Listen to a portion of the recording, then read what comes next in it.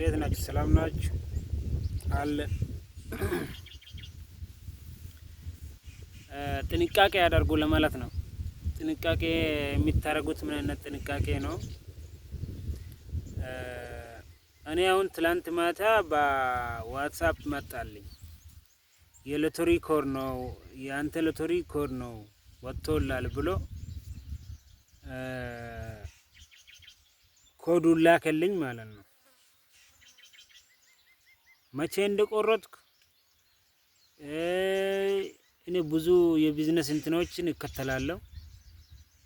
የማን ይሁን ብዬ በቃ ኮዱ ስለመጣልኝ ተቀበልኩና ሊንክ ላከልኝ። ወደ ሊንክ ላከልኝ። ያ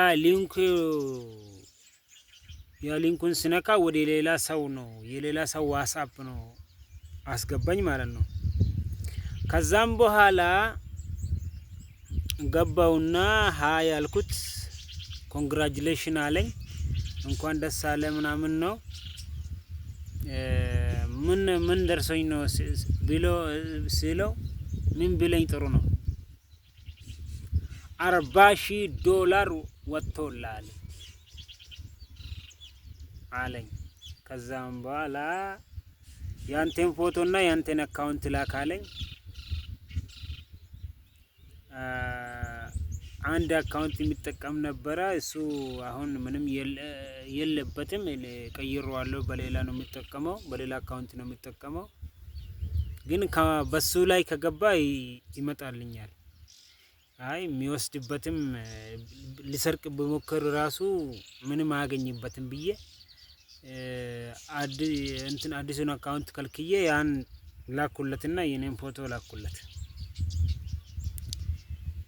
ከዛም በኋላ እንዳይረዝምባችሁ 650 ሪያል የሳዑዲ ሪያል ላካለኝ። የመጣልኝም በዋትስአፕ የመጣልኝ ዋትስአፑ በሳዑዲ ቁጥር የተከፈተ ነው። ቅርብ ጊዜ ወደ ሀገር ስለተመለስኩኝ ያናገረኝ ሰውዬው ቁጥሩ ዱባይ ነው። ከዛ አየሁትና ላኩት። 650 ሪያል ላካለኝ። የለም አልኩት። ላንተ የወጣ ሎተሪ ለሌላ ሰው ላሳልፈው እንዴ አለኝ። አሳልፈው አልኩት። አራት አሳልፍ ብዬ አሁን ጓደኞቼን አስቸግሬ በዛ ቢያስልክ ኖሮ እዚህ ሪያል ስላሌለ ወይን የኛን ብር ወደ ሪያል